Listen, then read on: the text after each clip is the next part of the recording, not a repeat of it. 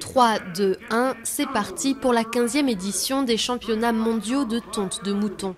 Une compétition très sérieuse avec ses règles et ses juges, chargés par exemple de s'assurer que les concurrents ne tontent pas 2 fois au même endroit, ce qui leur vaudrait une pénalité.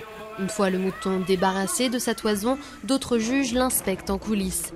Une bête mal rasée ou blessée coûte des points à son tondeur. Mais ce qui compte le plus dans cette compétition musclée, c'est la rapidité. On est toujours en mouvement. C'est bien que le mouton bouge aussi en permanence. Il faut qu'il soit dans une position confortable. Si vous appuyez trop ou que vous lui faites mal, il va s'enfuir. Cette année, le championnat, qui se tient tous les 2 ans, a réuni 25 équipes du monde entier à Masterton en Nouvelle-Zélande. Au cœur des discussions, le souhait d'un bon nombre de passionnés que cette discipline devienne un sport olympique.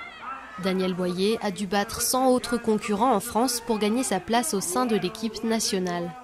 Ah, c'est sûr que pour nous, c'est comme du sport. Après, pour le public, je ne crois pas que ce soit comme du sport, mais pour nous, c'est comme du sport, ça c'est sûr. Peter Guthrie a fait le chemin depuis le Pays de Galles pour assister à l'événement. Il est persuadé qu'une participation aux Jeux Olympiques n'est pas un rêve impossible.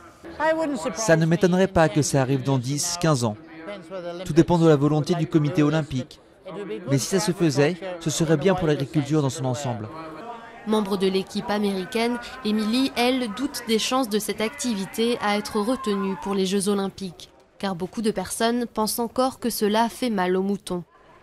Ce qu'on fait ici, c'est absolument nécessaire pour les animaux et c'est encore plus important de le faire correctement.